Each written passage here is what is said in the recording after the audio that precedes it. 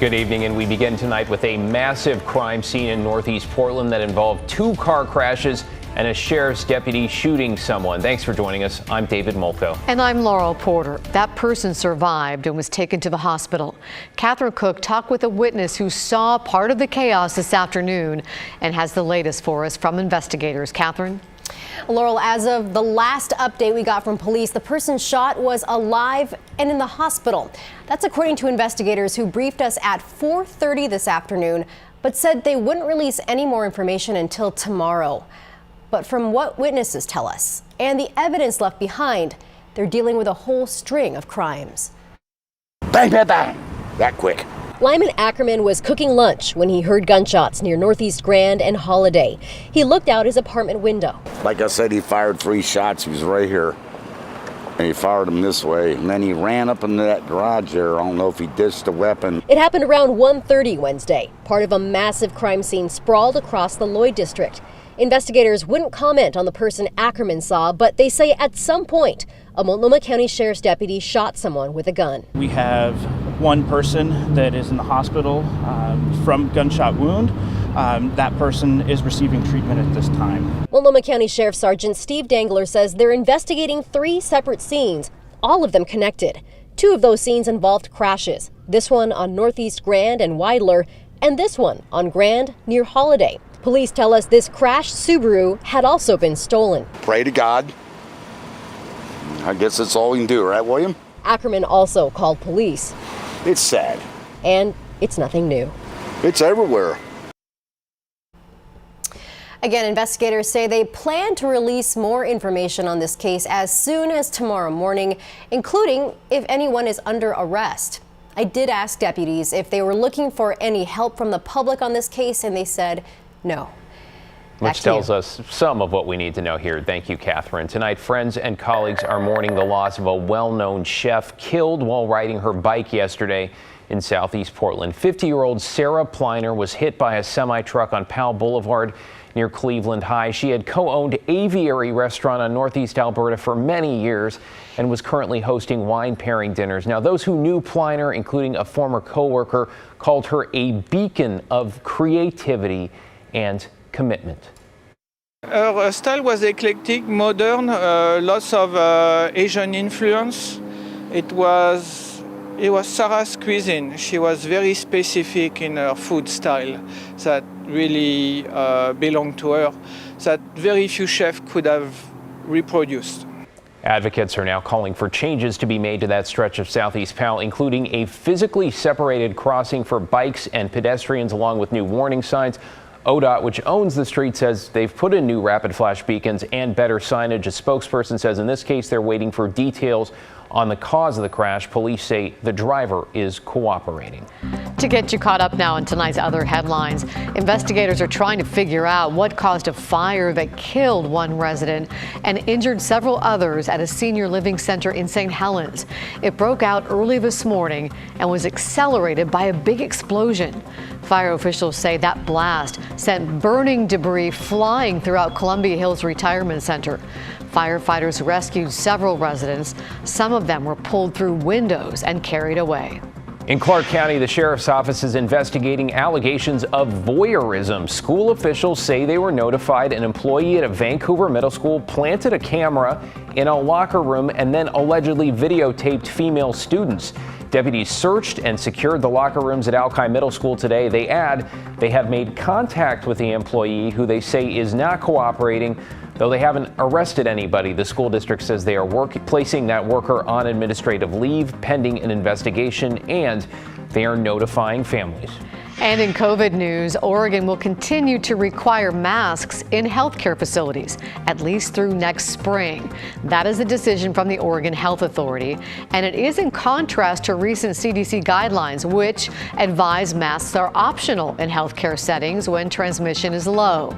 For Oregon, though, healthcare providers who don't require masks could face fines or put their licensing in jeopardy. We're continuing to cover the fallout involving the Portland Thorns and women's soccer following a scathing investigation. Today, the team fired 2 top executives, Gavin Wilkinson and Mike Golub. The firings come 2 days after the release of an investigation from the U.S. Attorney General into sexual misconduct and emotional abuse in the National Women's Soccer League. Tonight, our Alma McCarty spoke with fans feeling a mix of emotions. Alma? Laurel, the fans are grateful to finally see some action. They've been calling for transparency, accountability, and player safety for a year. That's ever since an article published in The Atlantic first detailed accusations against former Thorns coach Paul Riley. But fans say more must happen to address systemic abuse. Inside the Sports Bra in Northeast Portland, guests share a drink, a meal, and on Wednesday night, the space to discuss difficult, even painful topics. It's an honor and a privilege to create a space that, we're able to kind of highlight what's happening. The group Soccer City Accountability Now teamed up with bar owner Jenny Wynn to host a screening of the ESPN documentary Truth Be Told, an investigation into the National Women's Soccer League and the abuse of its players. We didn't know that on Monday that report was going to be released, and so after that happened, it felt a lot more like, oh, we're definitely doing this, and we're definitely going to go all in on it. And we want people to see it and know it, and we want to apply as much pressure as we can. The independent report published Monday revealed long-standing and widespread emotional abuse and sexual misconduct throughout the NWSL, including within the Thorns organization. Last fall, 2 former Thorns players came forward with allegations of harassment and sexual coercion against former coach Paul Riley. The last 12 months, we've all believed these things were occurring, but to see it finally put to print, it was both jarring but also kind of a relief because it was the evidence that we've been looking for. The Thorns are also accused of hindering this independent investigation, interfering with access to witnesses, and attempting to impede the use of documents, including a 2015 investigation into Riley. It also highlighted inappropriate comments by owner Merritt Paulson and now former execs Gavin Wilkinson and Mike Golub. The team fired Wilkinson and Golub Wednesday, one day after Paulson announced he would step back from all Thorns-related decision-making. The owner, Merritt Paulson, had every opportunity over the last 6-7 years to do what was right, to make the correct ethical decision.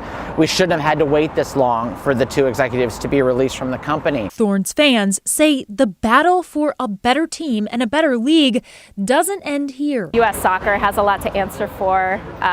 They're supposedly in charge of all of this. They're the ones that are supposed to be protecting these players and keeping them safe. And as they push for more action and accountability, they're backing the players who make up the team they love. It is too little too late on a lot of levels, but I'm not going to stop supporting the team itself, those players on the pitch. That's what's really important to me. In Northeast Portland, Alma McCarty, KGW News.